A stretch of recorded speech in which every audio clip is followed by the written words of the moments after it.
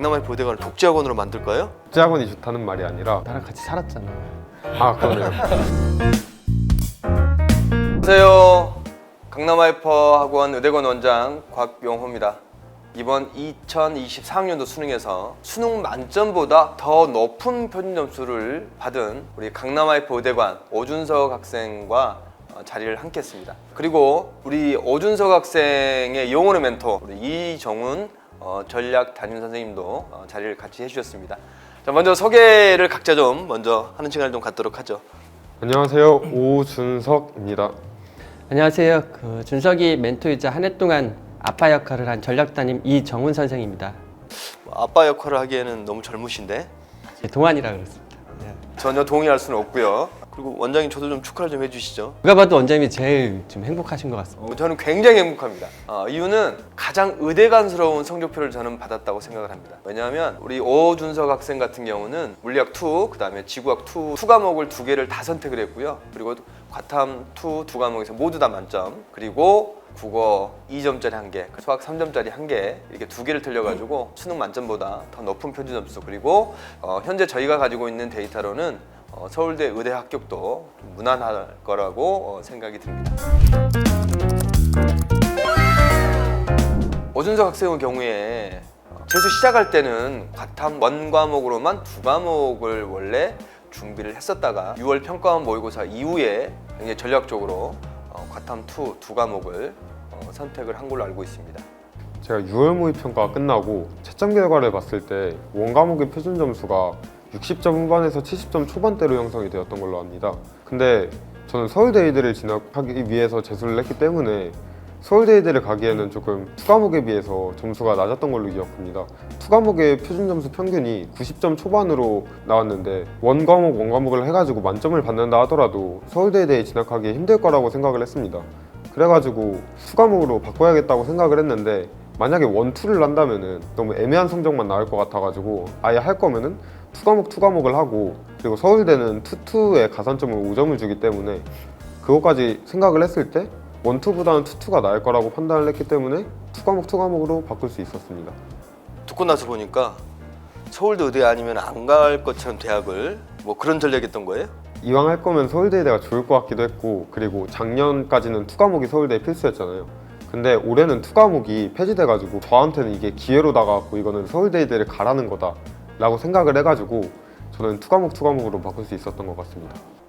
그런데 이게 입시적으로는 당연히 그렇죠. 근데 이걸 학습적으로 본다면 과탐을 1을 하다가 2를 2과목을 하는 부분이 굉장히 학습적인 부담, 그 다음에 또 6월 모평 이후에 바꿨기 때문에 시기적인 부담도 좀 있었을 거라고 생각이 들어요. 그래서 이 부분에 대한 고민이 굉장히 좀 많았을 것 같은데 우리 오순석 학생은 어땠어요? 일단 제가 2과목으로 바꿀 수 있는 데에는 국영수의 성적이 되게 중요하다고 생각을 했는데요. 제가 국영수 성적이 6월 모의평가에서 언어와 매체 100점, 미적분 98점, 영어 1등급을 받았기 때문에 국영수의 기본이 생각보다 탄탄하고, 그랬기 때문에 저는 과탐 2과목의 학습량을 부담 없이 계속 공부를 이어나갈 수 있었던 것 같습니다. 그리고 제가 남들보다 학습 속도나 사고의 속도가 빠르기 때문에 1과목에서 2과목으로 바꿔도 크게 문제될 것 같지는 않았습니다. 방금 우리 오준석 학생이 얘기한 것 중에서 굉장히 의미 있는 내용이 하나 있었죠. 입시적으로는 서울대 의대를 갈 때는 과탐 2를 2과목을 하는 게 더 유리하겠죠. 그런데 학습적인 측면에서 갑자기 국영수 얘기를 꺼냈어요. 과탐을 선택하는 전략에 있어서 갑자기 국영수에 대한 얘기를 했었거든요. 이런 측면에서 오준석 학생을 또 옆에서 멘토를 해주신 우리 이정훈 전략 담임 선생님이 또 굉장히 같이 고민을 좀 많이 하셨을 것 같아요. 저한테는 굉장히 무게 있는 숙제이기도 하고 고민한 과정이 좀 많이 필요했던 부분인데요. 사실 이 부분을 이해하는 데 있어서는 좀 고려할 게 좀 다양했습니다. 학습적인 측면도 고려해야 되고, 당연히 입시적인 체계에 대해서 고민해야 됐고, 또 하나는 이게 마지막까지 아이한테 줄 수 있는 부담감이 매우 컸기 때문에 정말 이걸 극복할 수 있는지 아이의 멘탈을 체크하는 게 매우 중요하다고 판단했습니다. 이해를 조금 쉽게 말씀드리기 위해서 이 표준 점수에 대한 이해가 조금 필요할 것 같은데요. 모든 과목에는 전체 선택 과목이라는 게 존재를 합니다. 그래서 한 번에 결정되는 수능이긴 하나 선택 과목에 따라서 본인의 원점수에 따라 자기 위치에 따라서 철저하게 점수 체계가 달라지는 겁니다. 쉽게 얘기하면 응시자의 수준, 그다음 응시 집단의 순, 난이도 조절에 따라서 아무리 시험을 잘 봐도 자기가 만점을 받아도 다른 학생들보다 성적이 낮을 수밖에 없습니다. 그래서 과탐2라는 거를 선택하기 이전에 첫 번째 고민했던 건 이걸 준비할 수 있는 시간적 여유가 되는지. 왜냐면 1년 동안의 이 수능은 시간 싸움이기 때문에 개인적으로는 과탐 1 과목도 제대로 준비하려면 3개월이라는 정도의 시간이 저는 필요하다고 생각을 했었고, 그런 가운데 6월달에 새로운 과목을 선택한다? 근데 한 과목도 아니고 2과목을 이걸 남은 기간 5개월 동안 극복할 수 있을까? 이건 진짜 웬만큼 강단이 있지 않고 다른 과목에 대해 영역에 대한 탁월할 정도의 재능이 있지 않는 한 쉽게 선택할 수 없는 부분이었기 때문에 저 또한 되게 고민됐습니다. 그럼에도 불구하고 준서하기가 가능했던 건 충분히 그 학습에 대한 속도가 빠릅니다. 그리고 기본적으로 개념에 대한 이해도가 상당히 높았고 과목에 대한 이해도가 높았기 때문에 과탐2를 선택을 해도 충분히 남은 기간 준비할 수 있고, 그다음 시간이 흐름에 따라 냉철하게 뒤도 안 보고 밀어붙일 수 있는 추진력이 있었기 때문에 과감하게 아이랑 확신을 갖고, 그 뒤로는 뒤도 보지 않고 확신을 갖고 진짜 마지막까지 잘 준비했던 것 같습니다. 자, 그 다음에 오늘 이 영상 촬영으로 이거 꼭 물어보고 싶었어요. 국어를 1개 틀렸죠. 그것도 2점짜리를, 수학을 또 1개 틀렸어요. 그것도 3점짜리를. 일단 박수 한번 칠까요? 자, 수능 보고 나서 딱 2문제를 틀렸는데 어땠어요? 왜 정말 몰라서 틀렸어요? 아니면은 내가 이걸 왜 틀렸지? 이런 생각을 하신 거예요? 당연히 다 맞을 줄 알았던 문제들을 채점하고 나니까 이유도 모르게 틀렸더라고요. 전 당연히 다 맞을 줄 알았는데 아마 실수였던 거 아닐까 생각이 듭니다. 이 정도의 성적이 나온 학생이 국어를 2점짜리를 틀렸고 수학을 3점짜리를 틀렸고, 이게 다시 문제를 풀어본다면 이걸 내가 왜 틀렸지? 라고 당연히 생각이 들 거라고 봐요. 내가 이 문제를 못 푼다가 아니라 저는 실수라고 생각을 합니다. 그래서 이 실수를 얼마나 줄이느냐가 결국 의대를 진학할 수 있는 굉장히 중요한 하나의 경계선이지 않을까 싶습니다. 자, 이 부분에 대해서 이종훈 선생님의 생각을 좀 듣고 싶거든요. 뭐 흔히들 얘기하기 일단 실수를 안 하는 게 가장 중요하다 이런 말을 많이 얘기하잖아요. 그래서 저도 당연히 중요하다고 생각합니다. 그런 포인트에서 1년 동안 아이를 체크를 했고, 실제로 뭐 학원에서 진행되는 모든 과정 속에서 아이가 실수를 하는지를 체크하려고 노력을 했었고요. 아이가 시간이 없어서 수학을 다 못 풀진 않습니다. 시간이 충분히 있음에도 아마도 그 부분을 체크라도 조금 했으면 다시 잡았을 수 있다고 생각을 하거든요. 그래서 사람이라는 거 누구나 다 실수를 할 수 있고 어떤 상황에서도 알 수 있어서, 근데 또 뭐 운이라는 표현이 조금 그렇긴 하나 실력적인 부분은 저는 아니라고는 생각합니다. 평상시에 충분히 대응을 했고, 그 부분이 실제 과정에서 딱 한 번에 진행되는 수능이기 때문에 충분히 일어날 수 있는 상황이라고 개인적으로 생각합니다. 우리 오준석 학생은 어때요? 저도 실제로 수능장에서 수학을 처음에 다 풀었을 때 시간이 한 50분 정도 남았어요. 저는 당연히 다 맞을 줄 알고 2점하고 3점짜리는 처음에 풀 때 제가 집중을 해서 풀었거든요. 제가 6월 모의평가 때도 98점을 받아가지고 수학에서, 그래가지고 2점하고 3점은 처음에 풀 때 열심히 집중해서 풀고 4점짜리 위주로 검토를 좀 해보자고 마음을 먹고 들어갔었어요. 그래가지고 시간이 많이 남았을 때 4점짜리 위주로 고난도 문항 22번이나 미적분 28번 같은 조금 어려운 문제들 위주로 한 3-4번 다시 풀면서 정답에 확신을 가지고 있었는데 아예 예상도 못했던 문제를 틀려버리니까 조금 아쉬움이 남은 것 같습니다. 이건 조금 다른 얘기인데요. 공부를 혼자 하다 보면 담임 선생님의 조언이 굉장히 좀 저는 중요하다라는 생각이 듭니다. 그래서 이 부분에 대해서 이종훈 선생님의 의견을 또 들어야 되겠죠. 아이들과의 관계에서 저는 밀당이 되게 중요하다고 생각하거든요. 줄 거 주고 가질 거 취하고, 그리고 어떻게 하면 아이에게 자극을 줄지, 뭐 1년이라는 흐름 속에서 아이가 긴장감을 이렇게 유지하는 건 현실적으로 어려운 일이란, 처음에는 뭐 서울대 지원이 불가능한 게 아니라서, 근데 유평이를 봤더니 이건 현실적으로 원원을 해도 서울대 의대를 못 갈 수 있겠구나. 그래서 사실은 만점을 포기하더라도 오히려 도전할 수 있는 부분 도전해서, 사실은 학습적인 측면이 1순위이긴 하나 그 이전에 사실은 아이를 자극시키기 위한 용도도 사실은 있었습니다. 튜토를 통해서 아이가 이게 시간이 흐르면서 긴장감이 떨어질 수밖에 없는 상황이라 오히려 그런 압박감, 데드라인에 힘을 줘서 수능 때까지 긴장감을 유지할 수 있었던 것 같고, 아이를 잘 들여다볼 수 있는 저희 강남IF 의대관만의 도구가 있습니다. 주간 공부 제대로 파악하기라고, 주제 파악이라고 있는데, 일주일 동안 아이가 공부한 걸 담임이 체크하는 형식입니다. 그래서 일주일 동안 실제로 공부한 걸 보면 아이의 흐름이라든지 실제로 학습량에 대한 분배라든지 시기별로 적당하게 가고 있는지 누수가 있지는 않는지 그 부분을 조언을 했었고요. 근데 유평이유는 이제 시기별로 학습에 대한 체계가 달라질 수밖에 없었습니다. 왜냐하면 기존의 시간적인 여유도 좀 있었긴 한데 이제는 5개월 동안의 기간의 프레임을 다시 짜야 돼, 새 판을 다시 짜야 되는 기간이었고, 유평이유의 그런 흐름 속에서 사실은 국어 수학에 대한 비중이 컸으나 짧은 기간 안에 이 아이가 물2, G2를 얼마큼 경쟁력을 보일 수 있는지 체크하는 시간이 조금 필요했었고요. 그래서 유평이유는 한 달 동안은 과탐에 대한 집중력을 극대화하는, 그래서 어느 정도 일정 정도 개념 학습이든 문제를 풀 수 있는 수준이 된다고 하면 전체적인 과목에 대한 밸런스를 다시 조정하는 시간을 가졌습니다. 그 흐름은 준석이가 보여주는 결과물을 통해서 일정 시기부터는 다시 밸런스를 조정했던 것 같습니다. 네, 우리 이정훈 담임선생님 얘기를 들어보니까 이 학습량의 조절, 학습량의 배분 이런 부분들이 좀 굉장히 중요한 포인트였던 것 같아요. 우리 오준석 학생은 어때요? 이 전략 담임 시스템에 대해서? 일단 저 같은 경우에는 전략 담임 선생님이 좋은 점이 의대 입시를 몇 년 동안 하신 전문가라고 알고 있습니다. 그래서 아무래도 의대 입시에 대해서 그 누구보다 잘 알고 계신다고 들었거든요.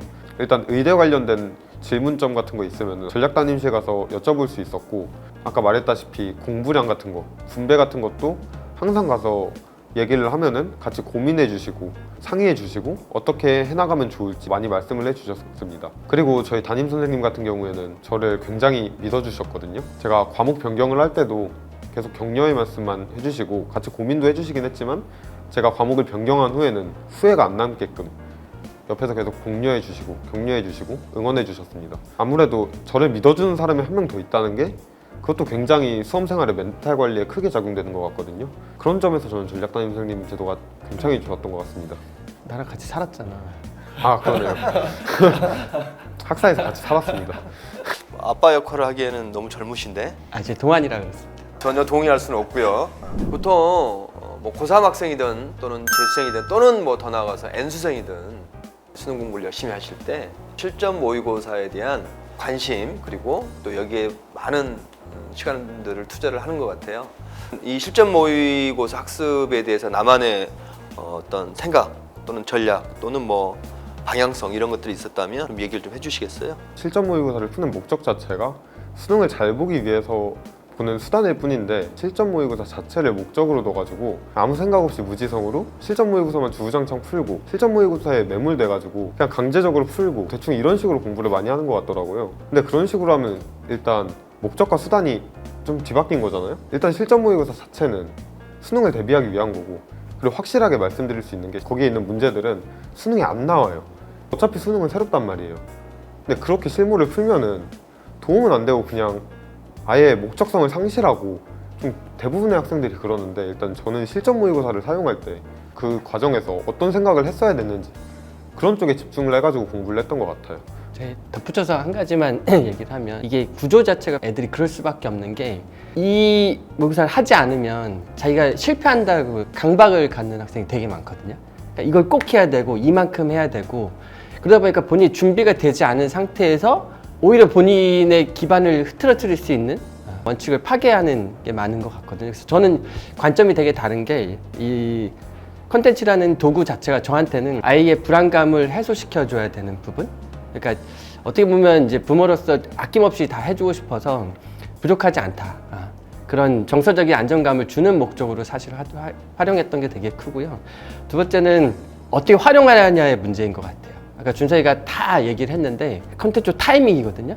어느 시기에, 어느 시점에, 그리고 본인이 이걸 해야 되는 명분이 확실할 때 그때 딱 컨텐츠를 활용해야지, 그렇지 않은 데서 막연하게 이걸 해야 된다? 사실 컨텐츠 좀 극단적으로 얘기하면 컨텐츠 없어도 충분히 다 성공할 수 있다고 개인적으로 생각합니다. 컨텐츠 만드는 분들이 섭섭할 수 있겠네요. 그래서 이제 얘기를 쭉 들어보면 결국은 이 컨텐츠 학습도 도구고, 더 나아가서 저는 수업도 도구라고 생각을 해요. 그러면 결국은 자기주도 학습을 잘해야 되지 않을까? 우리 오준석 학생은 어떻게 생각하시나요? 자기주도 학습이 가장 중요하죠. 그리고 컨텐츠나 강의 같은 거에서 조금 더 하고 싶은 말이 있는데, 이 컨텐츠를 안 풀면은 뭐 수능 망한다, 이 인강을 안 들으면 수능 망한다, 현강 안 들으면은 수능 망한다, 그런 것들을 통해서 얻을 수 있는 것도 있지만, 사실 그런 것들을 통해서 대부분의 수험생들이 얻고 싶어 하는 건 그냥 단순한 성취감일 뿐이란 말이에요. 그냥 나는 이 실무를 풀었고 이 인강을 들었으니까 나는 공부했다.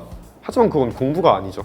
자기주도 학습을 통해서 자기 것으로 만들어야 공부인데 그렇게 딱 듣고만 말고 풀고만 마는 거는 그냥 딱 성취감만 얻을 뿐인데 그 성취감은 수능에 아무런 도움이 되지 않습니다. 방금 우리 오준석 학생 얘기 들으니까요. 저 갑자기 강남IP 의대관을 독재학원으로 만들까요? 독재학원이 좋다는 말이 아니라 네. 아무런 생각 없이 남들 따라서 이 컨텐츠 풀어야 된다, 이 학원에 가야 된다, 이런 것들은 좀 저는 도움이 되지 않는다고 생각을 하고 이 컨텐츠를 통해서 자기에게 무슨 도움이 되는지 그런 것들을 많이 생각하면서 공부를 해야 되는 거지, 남들 따라서 남들이 하니까 쟤가 하니까 이런 것들로 콘텐츠나 강의를 소비하면 안 된다고 생각을 하고 자신에게 맞는 콘텐츠를, 자신에게 맞는 강의를 들어야 한다. 그래서 선택 수업제가 좋다. 일단 박수 한번 칠까요?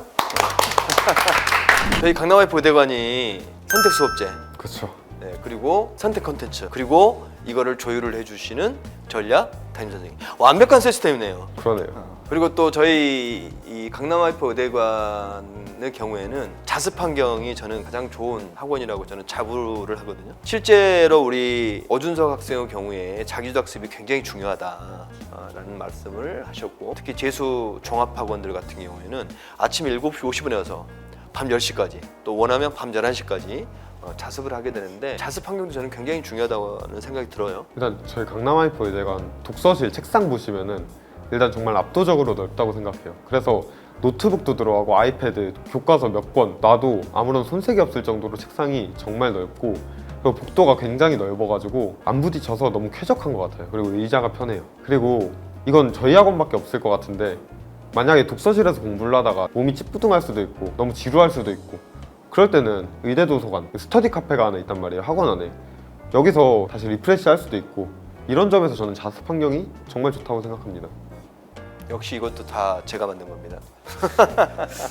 네, 오늘 저희 영상이 수능을 준비하는 우리 수험생들에게 작은 도움이라도 됐으면 하는 바람이었습니다. 감사합니다.